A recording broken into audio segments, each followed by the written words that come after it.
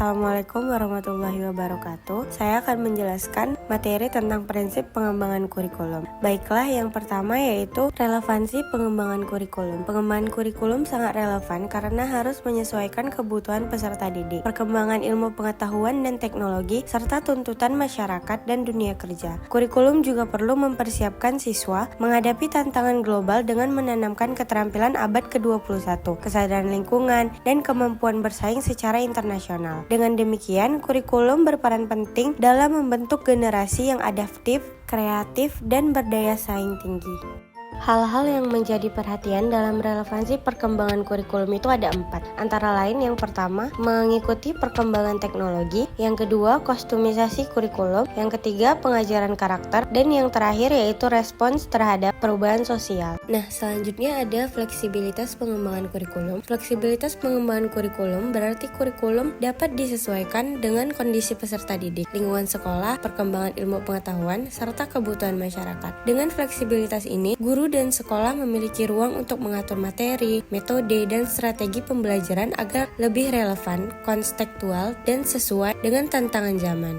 Fleksibilitas kurikulum ini merujuk pada kemampuan suatu sistem pendidikan untuk dapat melakukan penyesuaian serta adanya perbaikan seiring dengan perkembangan iptek dan kebutuhan masyarakat. Konsep ini mencakup beberapa aspek, antara lain, yang pertama itu adaptasi materi dan metode pembelajaran, dan yang kedua personalisasi pembelajaran. Pembahasan yang ketiga yaitu kontinuitas dalam pengembangan kurikulum. Kontinuitas dalam pengembangan kurikulum adalah kesinambungan atau berkelanjutan materi, pengalaman belajar, dan tujuan pendidikan dari satu jenjang atau tingkat ke jenjang berikutnya. Artinya, kurikulum disusun secara berurutan dan terpadu sehingga peserta didik dapat membangun pengetahuan, keterampilan, dan sikap secara bertahap, tidak terputus, dan saling melengkapi antara satu tahap pembelajaran dengan tahap berikutnya. Baiklah, pembahasan terakhir yaitu efisiensi dalam pengembangan kurikulum. Efisiensi dalam pengembangan kurikulum berarti bagaimana kurikulum dirancang dan dilaksanakan dengan penggunaan sumber daya atau waktu, tenaga, biaya, dan fasilitas secara optimal untuk mencapai tujuan pendidikan. Artinya, kurikulum harus sederhana, jelas, mudah diterapkan, tidak membuang waktu atau biaya, serta mampu memberikan hasil belajar yang maksimal bagi peserta didik.